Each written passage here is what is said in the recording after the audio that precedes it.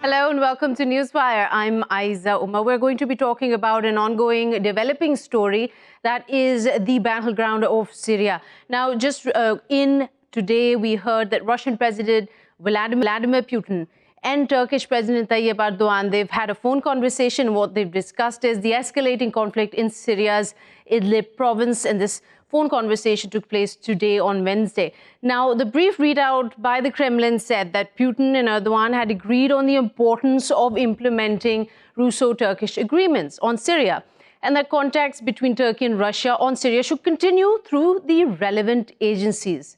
This is what the readout said. Now, just a quick recap. 13 Turkish soldiers in Idlib have been killed by Syrian regime forces as Bashar al-Assad's forces have been battling rebel forces to take back control of the restive province. These 13 Turkish troops have died in just a span of a month. Now, President Erdogan today also warned Bashar al-Assad that Turkey will strike Syrian government forces anywhere it sees if another Turkish soldier is hurt, and will do whatever is necessary, including using ground and air means. He's also said that Turkey-backed rebels have mobilized to push Syrian government forces out of Idlib. Now, earlier on, he had given a statement regarding the latest casualties of Turkish troops. This is from yesterday. Let's take a listen to what he said. The Syrian regime has really found the trouble they were looking for, especially in Idlib.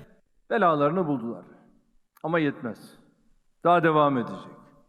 Çünkü bunlar However, this is not enough. It will continue because the more they attack our soldiers, the heavier price they will pay. ve bu adımları da yarın We will share these steps with the public tomorrow. And that tomorrow is here when President Erdogan announced that they will be taking up air retaliation through air support if necessary. Now, Syrian forces have been fighting militias to take back control from rebel fighters in Idlib, and with the help of Russian air support. Now, this has strained ties between Russia and Turkey. Both are involved in the region, backing opposite sides. With high stakes for Turkey, Russia and Syria, and at the cost of civilians who continue to pay, with 500,000 displaced already in these past few months, how far is this escalation going to go? Let's find out. We are joined today by our guests here. We have with us Mr. Can Hasasu. He's a correspondent at TRT World. He's joining us today from Istanbul. Also, we have with us Mr. Alexey Khlebnikov, an analyst and a consultant on Russia, Mideast at Russian Council, joining us from Moscow. Welcome to both of you to the program here. Mr. Hasasu, if we can begin with you. Now, this statement from the Kremlin comes right after President Erdogan announced that plan that he talked about yesterday, we heard of in this small soundbite we just played. It comes back to back. I want to talk specifically about the phone conversation, what your interpretation of it is, that Russo-Turkish agreement, that they need to continue working on it? Turkish officials clearly are mentioning that they want to keep the agreement and communication lines open with Russia, and they are doing their best to convince their Russian counterparts to work together to solve the problem in northern Syria, specifically in the Idlib region. And Turkey, starting with the President Erdogan all the way to the Minister of Defense, they all made their statements saying that they are for implementation of the Sochi process, and they want to establish a peaceful area specifically for the millions of the civilians who found this area as the final shelter for them. All these opposition groups are gathering in this tiny piece of land, and the total number reaches 5 million these days, and they are really in a great panic. And what is Russia and the Syrian side is mentioning is less than 1% of these people, and because of these groups, maybe they are still finding an excuse to attack or to conduct this kind of attacks So Turkey is complaining that all these operations are causing a great fear amongst the civilians and casualties as well. Not only that, but there are more than... Mr. Hasasu, not only is it just creating a fear, is there also concerns that while Turkey hosts 4 million refugees, Syrian refugees, there could be more of an influx with this military offensive by the Syrian forces?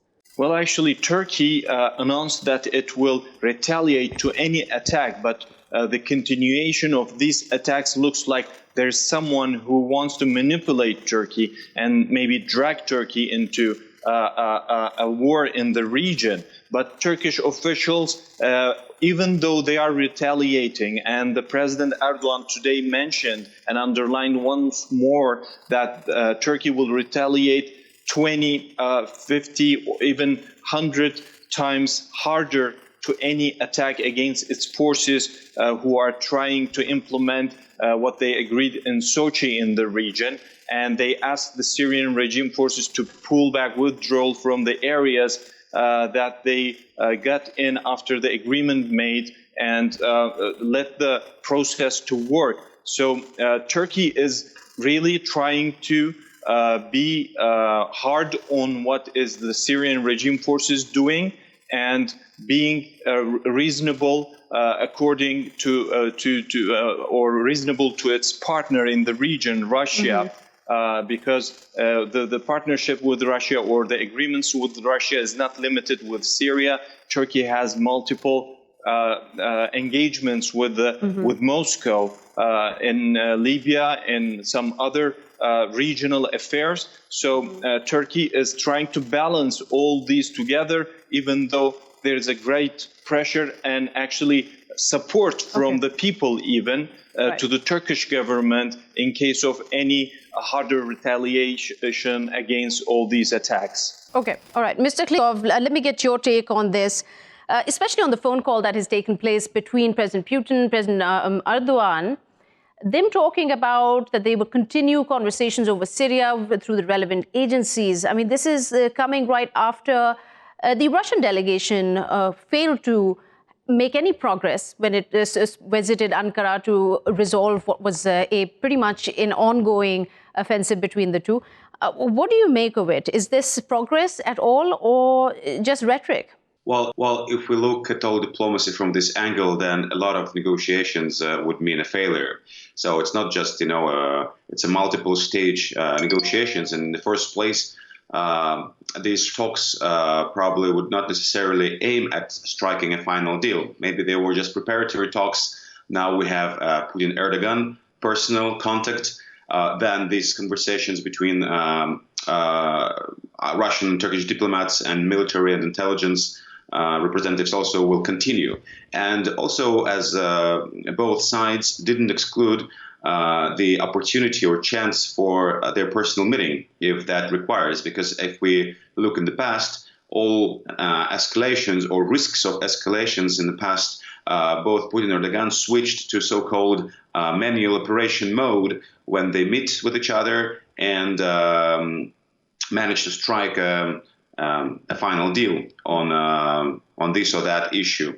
So for in this situation, I'm sure that both sides needed each other in Syria, and neither part ready or willing to escalate further. So here's the problem with this situation right now. While there are indications from both sides, Turkey and Russia, that they are looking to de-escalate, both are doing the opposite. Now, Turkey militarily intervened, though, 3 times in the past almost 9 years. So far has always avoided attacking the regime troops. Now, in the past week alone, we've seen until yesterday, even today, with President Erdogan threatening air and ground military action if even one more Turkish soldier was hurt, seems to be a big shift from what Ankara had been standing by all this time. Well, what we hear here from Moscow is that probably it's quite hard to see. Syrian and military infrastructure are constantly under attack from militants exactly from Idlib areas, which were designed in according with Sochi Agreement 2018 that it will be a de-escalation zone. So basically, that gives a legit reason for Russia and Syrian army to advance towards M5 and M4 highways, because that was also one of the provision of this 2018 agreement on Idlib, that these two highways were supposed to be reopened by the end of 2018, which never happened. So, and this is exactly what we see currently. And today, as far as I know, the Syrian army get control over M5 highway. M4 is still not under its control. So I think all negotiations now are ongoing between Russian diplomats and military exactly on these new arrangements, the new reality on the ground. Also, just to highlight the moment that Turkish claims or urges Russia to make Syrian army to withdraw from those areas which it recaptured, I think it's entirely unrealistic, because in the last several weeks, the advancements which Syrian army made were very, very quick, which was not the case in the past, which means it didn't face much of the opposition from the armed groups in those areas, meaning that Turkey is kind of okay with that advancement. So we should see how negotiations between Russian and Turkish military and diplomats ongoing, and also see whether Putin and Erdogan will require another personal meeting to deflate the tensions. Okay, all right. So coming back to you, Mr. Hasasu, as we just heard from our guest talking about how Idlib has been under attack by militants. Now, right now, the 12 observation posts in Idlib are completely surrounded by Syrian regime forces.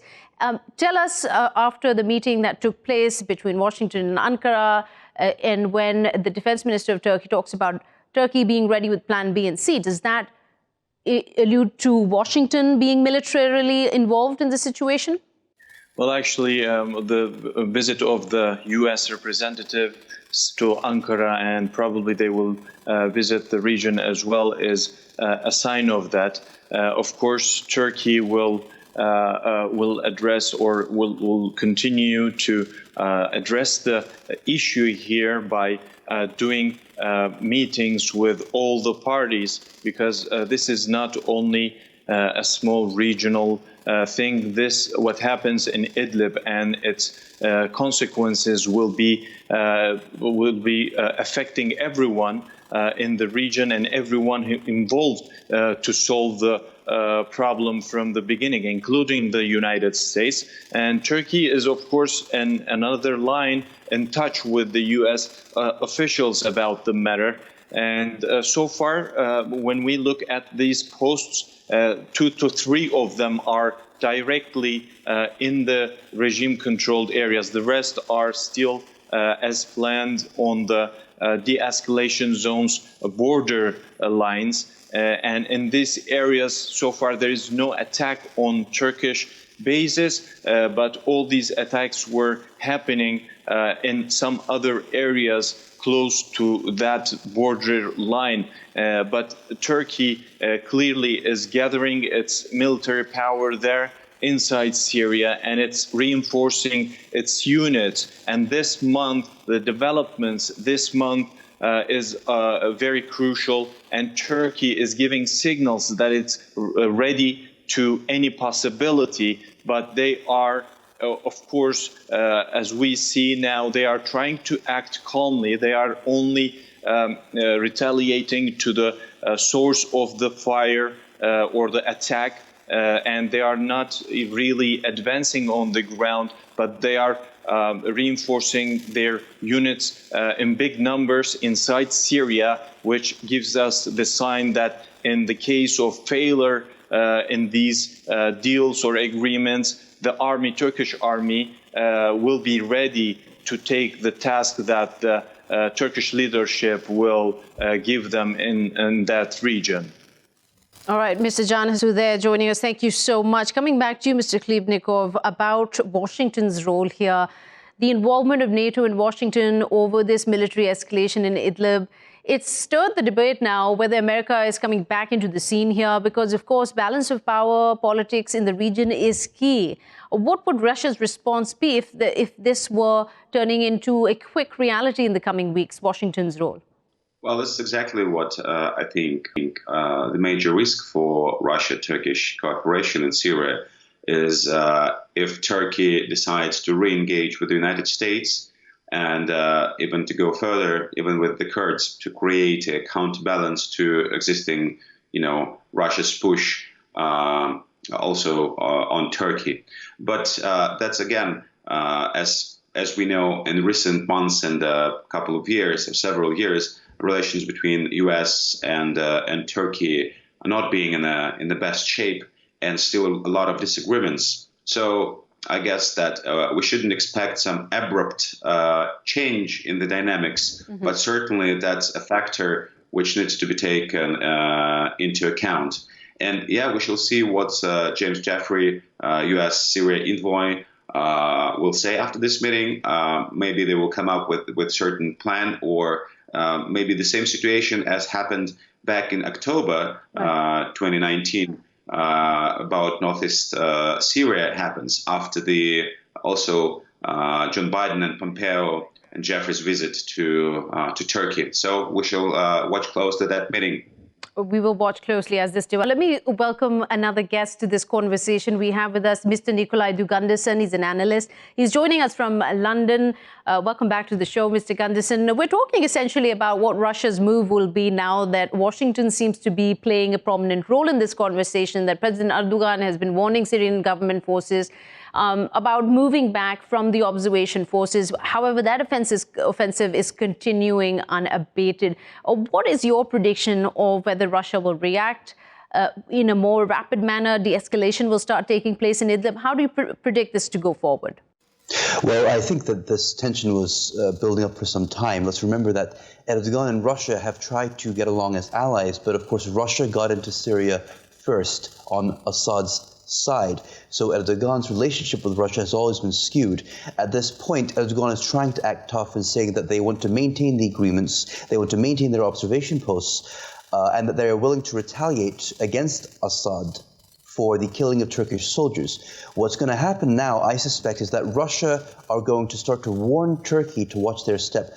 Putin and Erdogan have had a phone call recently. They've discussed trying to ensure that agreements are re-implemented or maintained. But to be frank with you, I suspect that right now both Assad and Putin are going to ask themselves, how much can we get away with? Can we end the war by taking Idlib? And of course, Russia has more vested in this than it does in the relationship with Turkey, because once Assad can claim that he's won, Idlib would be a huge symbolic victory. That is when Putin will step in and say, now I want to claim my share for supporting you. Now I'm going to help you reconstruct Syria in exchange for all the support we've given you. We're going to get contracts, we're going to get oil, etc., etc. That is the end game for Putin, and that is something that Erdogan may not have realized when he entered into this partnership. But here's the thing, Mr. Khlebnikov, if I could get your take on this. Not just symbolic victory here we're talking about, right? Because Turkey is at the risk of not just a new influx of Syrian refugees, but also what will become of all those militias, those rebel fighters it's been supporting in Idlib. Yes, this is also true. I mean, when I say symbolic victory, what I mean is for Assad, we have to remember that once the war comes to an end, it doesn't mean that Syria is A-OK. I mean, the country is completely fragmented. But at the same time, yes, here we have a difference of opinion or a difference of interest. For Erdogan, the main interest here is the influx of refugees that would continue and is continuing if Idlib is taken and people are further displaced. Let's remember that Turkey hosts the highest number of Syrian refugees, and more recently we've been having incidents happening in Turkey where Syrians have been attacked. They're being seen as, they're not welcome anymore within Turkey. Erdogan knows this, but the problem we have for him is that Russia and Syria, their end game is different. Assad doesn't necessarily care about that. What he cares about is staying in power, and Russia knows this as well. Erdogan as well, let's remember that they have had a partnership, Russia and Turkey have had a partnership which has been dominated by Putin. Erdogan has snubbed NATO, he snubbed the US, he has purchased Russian military equipment. So in a sense, there is this symbol that he is more reliant on Russia, and I don't think that he has many allies to turn to counter Russia at this point. And this is going to be a problem. He's also facing domestic opposition. Recently, so that is to say yesterday, one of his almost former allies, an MP in parliament in Turkey, called for a reevaluation of Turkey's relationship with Russia. So now we're seeing domestic pressure on Erdogan. Mm-hmm. Interesting there. Ms. Nikov, also while we talk about Turkey is running out of allies to count on, and President Erdogan seeming to some analysts that is being very light on the Syrian government, giving that 1-month window for the government troops to withdraw from the Turkish observation post in Idlib. It is also a concern that they need Russia more also because of how Libya is playing out for President Erdogan. Well, it's not only Libya. And we shouldn't forget that for Turkey, the main priority is not Idlib, but northeast Syria, the Kurdish issue. That's the main priority. Idlib might be a bargaining chip for Turkey to reserve some pressure, some leverage over Russia in dealings about the territories in North Aleppo and east of Euphrates. And also talking about the refugees, it's quite a highly manipulative substance because now Turkey closed its borders for several months or a year, and refugees from Idlib. It's also quite interesting to notice that actually Idlib is connected easily with the territories which were taken by Turkey during the first two military operations, Shield of Euphrates and Olive Branch. The areas of Afrin, Azaz, and Bab, which are controlled under the Turkey control. So refugees can also go there, but we don't see much of them entering those areas. So in this way, it's also this topic is very sensitive for Turkey on one side and for Russia as well, because we should remember that over a year ago, President Putin declared that now the main priority for Russia is the political process and return of the refugees back to Syria, because Moscow also needs to demonstrate a success story, showcase success story. And without political track and success with reconstruction and reconciliation, intra-Syrian reconciliation, that seems impossible. That seems impossible. Mr. Nicolai Due Gundersen, last question from you. Speaking of these Syrian refugees, 700,000 have been displaced just in these past 3 months, according to the UN. The European Union has spoke up at this point and talked about the importance of developing or opening a humanitarian corridor to bringing truce in the region. Is the international efforts going to put pressure on Syria, on Turkey and Russia to de-escalate the region going to come to pass, to any fruition? I would say that the international community should have been doing more from the beginning of the so-called refugee crisis. And we have to remember that in Europe, we've been seeing borders going up instead of opening up to the receiving of refugees.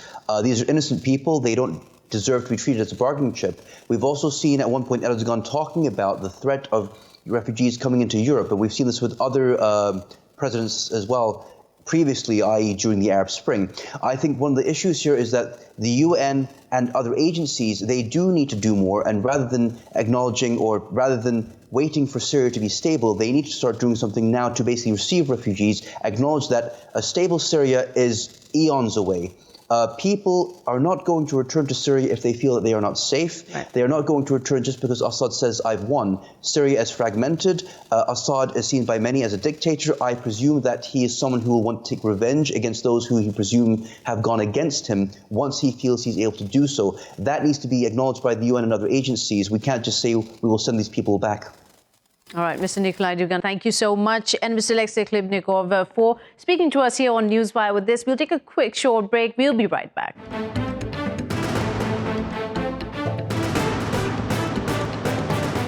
Welcome back to Newswire. I'm Ayza Omar. Now, Israeli Defense Minister Mr. Naftali Bennett, he says that Jerusalem and Washington, they've divided up the fight against Iran. After meeting with U.S. Defense Secretary Mark Esper in Washington last week, Mr. Bennett announced that Jerusalem and Washington have agreed to a plan where Israel will take the responsibility for countering Iran in Syria and the United States in Iraq. The aim, he said, was to destroy Tehran's efforts to create a corridor from Iran through Iraq, Syria, and out to Lebanon and the Mediterranean Sea by working together. Now, this statement comes at a time when Israel is headed towards its third snap elections in a year. A Pentagon spokesperson, however, did not comment on this, so we're still waiting for the U.S. Department of Defense to say something, acknowledge this statement. Now, what this could mean at a time, of course, where campaigning is going on hard in Israel for the third general elections in the past 1 year, or in reference to what has been unfolding in the battleground that is Syria, we'll find out from our guest. Let me introduce who we're speaking to. We have with us Mr. Luciano, Zaccara, an analyst and a research assistant professor in Gulf politics at the Qatar University. He's joining us from Doha. Also, we have with us Mr. Christian Kaunert. He is the chair of Policing and Security, as well as director of the International Centre for Policing and Security at the University of South Wales. He's joining us from London. Welcome to both of you gentlemen to the show. Here we're starting this conversation, Mr. Zaccara, essentially about what to make of Mr. Bennett's statement. How do you interpret it? Well, actually, it's very clear that the main threat that the United States and Israel are facing nowadays is how Iran is perceived in the region as gaining influence in both scenarios in Iraq and Syria, and how the way in which the year started with the assassination of Soleimani and the retaliation of Iran is giving some inputs to both Israel and the United States that they should do something in order to stop, on one hand, the escalation, the military escalation, but on the other hand, to make clear that both interests will be protected, and mainly Israel, something that has been doing for a while. I mean, every time there was some perceived threat from the Iranian side with the military presence in Syria, Israel took actions. They targeted many bases, many headquarters, missile installations, facilities in Syria belonging to the Islamic Revolutionary Guard, and they made clear that they would not allow any threat, or at least perceived military threat coming from Syrian soil against Israel, coming from Iran. So it is clear also that we are in the middle of the Israeli electoral campaign, and they need to make sure that they are guaranteeing the security of Israel. Okay, so, but Mr. Kaunert, to you on this, this threat couldn't possibly be unprecedented or new. I mean, America and Israel have always had a common enemy in Iran. What's unusual in this speech by Mr. Bennett that he gave during a campaign trail was talking about Israel conducting several strikes against Iran in Syria in the past week alone. And this is unusual, considering Israel usually does not acknowledge the kind of airstrikes it does on Iranian targets in Syria or even in Lebanon. Yes, indeed. I mean, like the previous speaker pointed out, it's not unusual that Israel and the United States would perceive Iran as a threat. Israel has perceived in particular the nuclear threat that Iran poses for quite some time. However, I think especially after the unveiling of the kind of peace process or the deal that Donald Trump foresees for the Middle East, it's very clear that the United States and Israel work very, very closely together. And in fact, Israel perceives sort of a green light from the United States in terms of its own ambitions, in terms of maintaining its security and so on. And I think this is why we're seeing this kind of division of labor. This is why we see a public acknowledgement. It's a sign that Israel and the United States have moved very closely together. You hear the peace plan, the deal of the century, as President Trump likes to call it, something that was missing a crucial component. Mr. Zaccara, if I could get your point on this. And the world has seen, it's condemned it largely, the peace plan having missing the Palestinian voice, being extremely biased. It's once again evidence to the kind of aspirations the US and Israel have together when it comes to establishing a sort of dominance in the region. Well, actually, as you say, I mean, the Palestinians were not heard in this negotiation. It was not a negotiation; it was an imposition or a plan that wants to be imposed to other people that they were not even considered in any possible solution since the Oslo agreements were signed in '94. So, and as we already witnessed, I mean, most of the countries in the region, they rejected this plan. So it's a plan that already was born died, and it has very low chances of getting implemented. Even inside Israel, there were a lot of comments about that they were not happy with that agreement. The concerns, Mr. Zaccara, here are that because it sets the stage for what is to come. I mean, with Mr. Bennett making these statements and talking about the 23 Syrians and Iranians that were killed in an Israeli airstrike in Syria last week, and then he commented on that those are large numbers, but we will do more and more so that Syria becomes their Vietnam, referring to Iran. Those are very disturbing words for world leaders at this point, I would hope. Yeah, as we were commenting, I mean, it's not the first time that Israel is targeting Iranian assets in Syria, but so far they didn't make it very clear.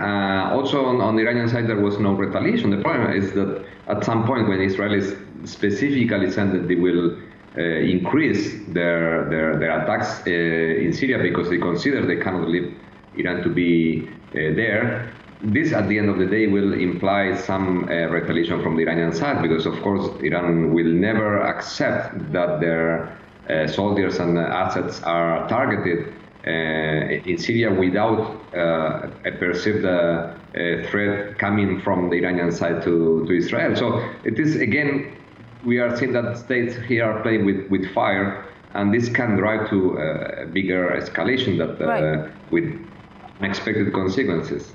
Mr. Kaunert, when Mr. Bennett talks about this during while campaigning before the elections, that he belongs to the New Right Party, and that is right now standing as an independent party. How much of this do you see as campaign rhetoric to sort of garner votes, as opposed to this being a shift in Israeli policy where, however, they were shy of affirming or confirming attacks, the kind that Mr. Bennett has alluded to in his speech?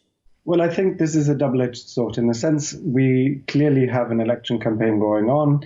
It's vital for Prime Minister Netanyahu to really get to his strong supporters and to be able to get a majority in the next elections, because this is probably the most important elections he's ever faced, given the judicial problem that he currently faces. Mm-hmm. However, at the same time, we also have to accept that, to an extent, Israeli policy is also shifting. I think, especially when we look at Donald Trump's deal, it's very clear that large chunks of Israeli society has accepted large elements of that. Now, it's true to say that not all elements have been accepted by all parts of Israeli society, but Israeli public opinion has very decisively shifted towards a number of these elements in the peace plan. So as a result of that, yes, there is electioneering going on, for sure, as one would expect in an election campaign. But at the same time, a number of the elements in the plan are relatively consensual in Israeli